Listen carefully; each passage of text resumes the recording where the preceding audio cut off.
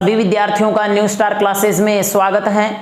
Previous session में हमने अध्ययन किया था लेंस समीकरण व लेंस के रेखीय आवर्धन के बारे में हमने अध्ययन कर लिया था। अब आज का जो हमारा सेशन रहने वाला है विद्यार्थियों, इसमें हम अध्ययन करेंगे एनसीईआरटी बेसिस एग्जाम्पल के बारे में। जैसे एग्जाम्पल 10.3 है, क्या कहता है, किसी अवतल लेंस की जो फोकस डिस्टेंस है वो 15 सेंटीमीटर है, किसी ऑब्जेक्ट को लेंस से कितनी दूरी पर रखा जाए। तो यहां देखिए, एक तो ऑब्जेक्ट की डिस्टेंस हमें फाइंड करनी है कि इसके द्वारा ऑब्जेक्ट का लेंस से 10 सेंटीमीटर दूरी पर इमेज प्राप्त हो, साथ में लेंस के द्वारा उत्पन्न हमें मैग्निफिकेशन या आवर्धन भी इसका ज्ञात करना है। तो देखिए विद्यार्थियों, इसे हम सोल्व करते हैं। सबसे पहली बात देखिए, मैंने यहां क्वेश्चन में अंडरलाइन कर रखा है अवतल लेंस। देखिए, अवतल लेंस हो या अवतल दर्पण हो, इसमें सभी दूरियां ऋणात्मक होती हैं छोड़ करके बिंब की ऊंचाई को। लेकिन अवतल लेंस में जो प्रतिबिंब जो प्राप्त होता है वो आभासी और सीधा प्राप्त होता है, तो उसकी ऊंचाई भी धनात्मक लेते हैं। अवतल लेंस के द्वारा जो प्रतिबिंब प्राप्त होगा ये बिंब की ओर प्राप्त होगा। तो देखिए विद्यार्थियों, कहने का अर्थ ये हो गया कि अवतल लेंस से जो आभासी और सीधा प्रतिबिंब प्राप्त होगा ये ऑब्जेक्ट की ओर होगा, अतः इसकी जो डिस्टेंस है वो भी हम नेगेटिव लेते हैं। तो देखिए क्या दिया गया है क्वेश्चन में दिया गया है फोकस दूरी दे रखी है अवतल लेंस की -15 सेंटीमीटर, क्योंकि अवतल लेंस में जो फोकस दूरी होती है वो ऋणात्मक होती है। आगे देखें, लेंस से किसी बिंब को कितनी दूरी पर रखें, u का मान हमें ज्ञात करना है कि इसके द्वारा बिंब का लेंस से 10 सेंटीमीटर दूरी पर प्रतिबिंब प्राप्त हो, अर्थात v की जो वैल्यू दे रखी है वो 10 सेंटीमीटर दे रखी है। अब देखिए, एक विशेष बात ध्यान रखना विद्यार्थियों, जिस फिजिकल क्वांटिटी की वैल्यू हमें फाइंड करनी होती है उसमें हम साइन कन्वेंशन यूज नहीं करेंगे, अर्थात जिस भौतिक राशि का मान हमें ज्ञात करना होगा उसमें हम चिन्ह परिपाटी नहीं प्रयुक्त करेंगे। अब यहां देखिए, इन तीनों का जो संबंध है वो लेंस समीकरण से देखते हैं। चूंकि लेंस समीकरण से लेंस समीकरण होता है 1/f = 1/v - 1/u। देखिए विद्यार्थियों, हमें वैल्यू फाइंड करनी है u की, तो हम इसे पक्षांतरित करते हैं। तो ये होगा 1/u = 1/v। जब इसको इधर लेके आएंगे तो ये माइनस होगा 1/f। चलिए वैल्यू रखते हैं हम इसमें। 1/u = वैल्यू ऑफ v की वैल्यू है -10 माइनस 1/f, f की वैल्यू है -15। अब देखिए, माइनस से माइनस कैंसिल, इसका हम एलसीएम लेते हैं तो इसका जो एलसीएम आएगा वो 30 आएगा। इन दोनों का जो लघुत्तम है वो 30 आएगा। अब देखिए 10 से इसे हम डिवाइड करेंगे तो 3 टाइम होगा, बट ये नेगेटिव है। तो देखिए 10 3 जा 30 माइनस इसको 1 से मल्टीप्लाई करेंगे तो -3 प्लस 15 से 30 को डिवाइड करेंगे तो 2 टाइम होगा। 15 2 जा 30 एंड 2 1 जा 2। तो देखिए विद्यार्थियों, 1/u = होगा -1/30। Then we can say value of u = होगा -30 सेंटीमीटर। अब देखिए, हम ये जानते हैं कि बिंब की जो दूरी है वो सदैव ऋणात्मक होती है और यहाँ पर भी हमें मान इसका ऋणात्मक ही प्राप्त हुआ है, तो इसका अर्थ ये हो गया कि अपना जो आंसर है वो सही प्राप्त हुआ है। अब देखिए, हमें इसका रेखीय आवर्धन ज्ञात करना है विद्यार्थियों। लीनियर मैग्निफिकेशन ऑफ लेंस, या फिर ये कहा जाए रेखीय आवर्धन, इसका फॉर्मूला होता है m = v/u। अब देखिए m = वैल्यू ऑफ v की जो वैल्यू है ये -10 /u, वैल्यू ऑफ u -30, इससे ये कैंसिल, तो m = होगा 1/3। ये जो देखिए, ये यहां पर जो वैल्यू प्राप्त हुई है ये प्लस की प्राप्त हुई है। मैं इसको इस प्रकार से भी लिख सकता हूं विद्यार्थियों 0.33। तो देखिए यहां धनात्मक चिन्ह,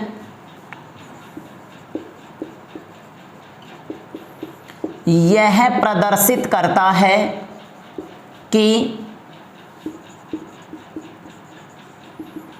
प्रतिबिंब आभासी व सीधा होगा। आप इसका एज इट इज स्क्रीनशॉट लेके आप इसे नोट्स में मेंशन कीजिए। फिर हम आगे बढ़ते हैं नेक्स्ट एग्जांपल की ओर। एनसीईआरटी एग्जांपल 10.4 आता है, कोई 2 सेंटीमीटर लंबा बिंब 10 सेंटीमीटर फोकस दूरी के किसी उत्तल लेंस के मुख्य अक्ष के लंबवत रखा है। बिंब की लेंस से दूरी 15 सेंटीमीटर है, तो प्रतिबिंब की प्रकृति, स्थिति तथा साइज ज्ञात कीजिए। साथ में इसका लीनियर मैग्निफिकेशन भी हमें ज्ञात करना है। तो देखिए विद्यार्थियों, इसको हम कुछ इस प्रकार डायग्राम के अनुसार समझते हैं।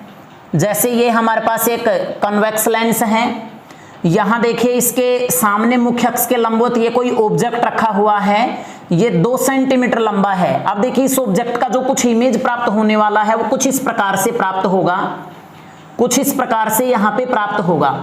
अब देखो ये जो इसका प्रतिबिंब बना है, इस प्रतिबिंब की हमें प्रकृति ज्ञात करनी है, स्थिति ज्ञात करनी है और इसका साइज भी ज्ञात करना है और साथ में रेखीय आवर्धन भी। तो देखिए सबसे पहले हम ये देखते हैं कि हमें क्वेश्चन में क्या दिया गया है। तो विद्यार्थियों दिया गया है 2 सेंटीमीटर लंबा बिंब, अर्थात h की वैल्यू दे रखी है +2 सेंटीमीटर, क्योंकि ये मुख्य अक्ष के लंबवत है तो ऊपर की ओर की जो दूरी है वो धनात्मक होगी। आगे देखिए 10 सेंटीमीटर फोकस दूरी के उत्तल लेंस की जो फोकस दूरी है ये पॉजिटिव होती है। लेंस के मुख्य अक्ष के लंबवत रखा है। बिंब की लेंस से दूरी 15 सेंटीमीटर है। बिंब की जो डिस्टेंस है विद्यार्थियों ये 15 सेंटीमीटर है और बिंब की दूरी हमेशा ऋणात्मक होती है। हमें मान ज्ञात करना है प्रतिबिंब की प्रकृति, स्थिति तथा साइज का। तो कहने का अर्थ ये है कि v की वैल्यू ज्ञात करनी है, इसकी स्थिति ज्ञात करनी है सबसे पहले।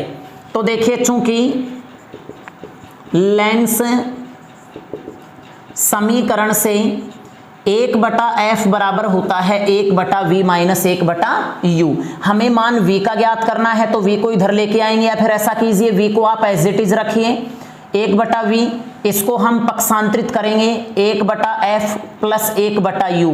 मान रखिए 1/v बराबर 1/f। f की वैल्यू कितनी है? f की वैल्यू है 10 प्लस u की वैल्यू है -15। अब देखिए विद्यार्थियों यहाँ पे हम एलसीएम लेते हैं इनका, तो इनका एलसीएम प्राप्त होता है 30। अब देखिए 10 को इससे 30 को 10 से डिवाइड करेंगे, 30 डिवाइड बाई 10 3 टाइम होगा, 3 1 जा 3 प्लस, बट यहाँ माइनस है तो माइनस आएगा। 15 से 30 को डिवाइड करेंगे, 15 2 जा 30 एंड 2 1 जा 2।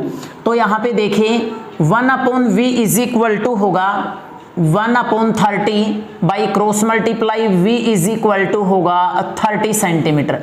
अब देखिए यहाँ पर v की जो दूरी है ये पॉजिटिव प्राप्त हुई है, अर्थात एक बात तो तय है कि ये दाईं ओर बनेगा। तो यहाँ लिखते हैं अतः प्रतिबिंब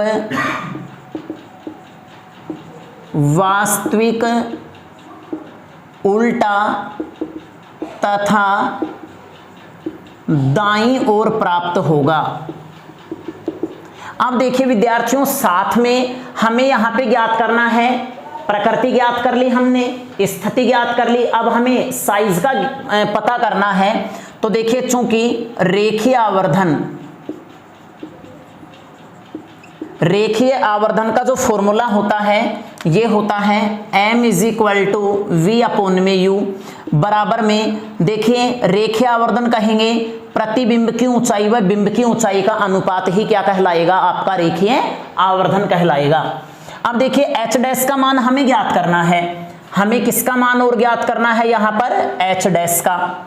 तो देखिए h dash is equal to hv/u, तो h dash is equal to value of h की वैल्यू 2 सेंटीमीटर v की वैल्यू यहाँ पे 30 सेंटीमीटर और u की वैल्यू है -15, u की वैल्यू है -15, तो इससे कटेगा 2 टाइम, 2 2 जा 4, बट माइनस है तो h डैश का मान प्राप्त होगा -4 सेंटीमीटर। अर्थात ये जो प्रतिबिंब प्राप्त हुआ है ये प्रतिबिंब बिंब से 4 गुना होगा, बट नीचे की ओर होगा।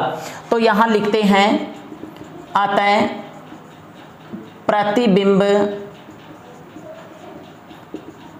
4 गुना प्राप्त होगा।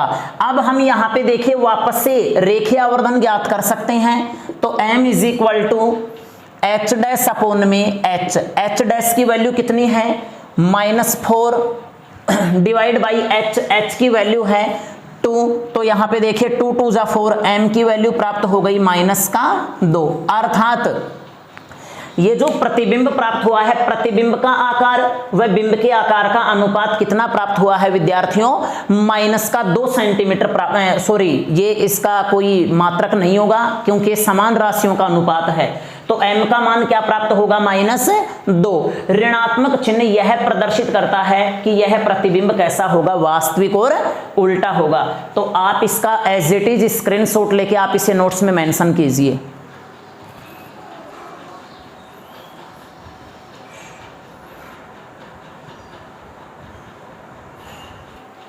अब देखिए विद्यार्थियों, इस चैप्टर का जो लास्ट एंड फाइनल जो टॉपिक आने वाला है ये है लेंस की क्षमता या पावर ऑफ लेंस।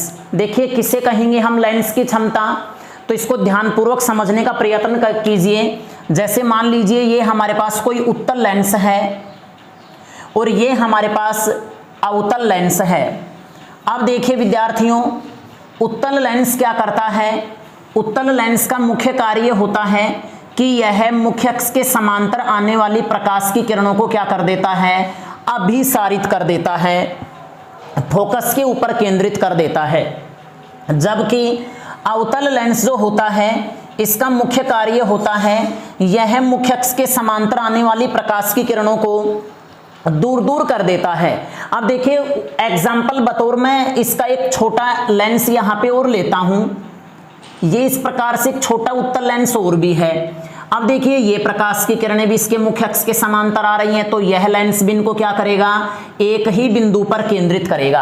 अब यहाँ ध्यान देना विद्यार्थियों, यहाँ से यहाँ तक की अगर हम फोकस दूरी की बात करें और इस फोकस दूरी की बात करें तो ये बताइए f1 का जो मान है वो इज ग्रेटर देन होगा f2 के। अर्थात f1 जो है, पहले लेंस की बात करें f1 का मान f2 से ज्यादा होगा, जबकि f2 का मान f1 से कम होगा। तो ये लेंस प्रकाश की किरणों को जल्दी से अभिसारित करेगा और ये लेंस प्रकाश की किरणों को देरी से अभिसारित करेगा। इस प्रकार से किसी लेंस के द्वारा प्रकाश की किरणों को अभिसारित या अपसारित करने की क्षमता को ही क्या कहा जाएगा, लेंस की क्षमता कहा जाएगा। लेकिन ध्यान से देखिए यहाँ पर फोकस दूरी कम है तो इसकी जो क्षमता है विद्यार्थियों ये अधिक होगी, जबकि इसकी जो क्षमता है ये विद्यार्थियों कम होगी। ध्यान से देखिए, जब f1 का मान अधिक है तो p1 का मान क्या होगा, कम होगा, क्योंकि इसकी क्षमता कम होगी अभिसारित करने की। और जब यहाँ पर f2 का मान कम है तो इसकी क्षमता अधिक होगी। तो मेरे कहने का तात्पर्य यह है कि किसी लेंस की फोकस दूरी के व्युत्क्रम को ही क्या कहा जाएगा, लेंस की क्षमता कहा जाएगा। एक बार फिर से ध्यान देना, जब प्रकाश की किरणें किसी लेंस के ऊपर डाली जाती हैं, जब प्रकाश की किरणें किसी लेंस के ऊपर डाली जाती हैं तो वह लेंस या तो किरणों को अभिसारित करेगा, अगर उत्तल है तो अभिसारित करेगा और यदि अवतल है तो अपसारित करेगा। इस प्रकार किसी लेंस के द्वारा प्रकाश की किरणों को अभिसारित या अपसारित करने की क्षमता को ही क्या कहा जाएगा, लेंस की क्षमता कहा जाएगा। लेकिन ध्यान रहे, जिस लेंस की फोकस दूरी अधिक है उसकी क्षमता कम होगी और जिसकी फोकस दूरी कम है उसकी क्षमता अधिक होगी। तो कहने का तात्पर्य यह है कि किसी लेंस की फोकस दूरी के व्युत्क्रम को ही क्या कहेंगे, लेंस की क्षमता कहेंगे। तो देखिए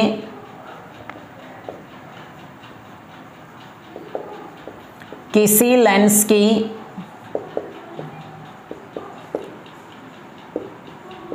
फोकस दूरी के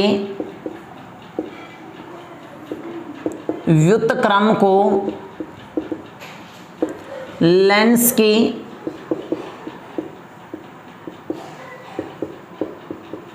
क्षमता कहा जाता है। इसे P से व्यक्त करते हैं। तो देखिए विद्यार्थियों, according to definition P is equal to होगा 1/f, अर्थात फोकस दूरी का व्युत्क्रम क्या कहलाएगी? लेंस की क्षमता कहलाएगी। इसमें ध्यान रहे, अगर विद्यार्थियों f का मान, फोकस दूरी का मान अधिक है तो p का मान क्या होगा? कम होगा। और यदि यहां पर फोकस दूरी का मान कम है तो p का मान क्या होगा? अधिक होगा। आपको यह ध्यान रखना है, ठीक है। अगर f का मान यहाँ पे इंक्रीज है, ज्यादा है, तो p का मान डिक्रीज होगा, कम होगा। और यदि f का मान कम है तो p का मान अधिक होगा। अब देखिए विद्यार्थियों, इसका जो मात्रक है वो क्या होगा? लेंस की क्षमता का मात्रक। तो देखिए, लेंस की क्षमता का मात्रक बराबर में 1/मीटर, और प्रति मीटर को हम विद्यार्थियों एक राशि फिक्स कर रखी है जिसे कहा जाता है डायोप्टर। तो लेंस की क्षमता का मात्रक क्या होगा? डायोप्टर होगा। अब यहां देखिए, यदि f बराबर 1 मीटर हो तो p बराबर में क्या हो जाएगा? देखो 1/1 मीटर बराबर में होगा 1 डायोप्टर। अब यहां देखिए, एक डायोप्टर की परिभाषा आती है, तो यहां लिखते हैं 1 डायोप्टर यदि किसी लेंस की फोकस दूरी 1 मीटर हो तो उसकी क्षमता 1 डायोप्टर कहलाती है। तो विद्यार्थियों, आप इसका एज इट इज स्क्रीनशॉट लेके आप इसे नोट्स में मेंशन कीजिए। और इसी के साथ जो ये चैप्टर है ये समाप्त हो चुका है। तो बने रहिए मेरे साथ लगातार, साथ में वीडियो को लाइक, सब्सक्राइब और शेयर करना न भूलें। ओके।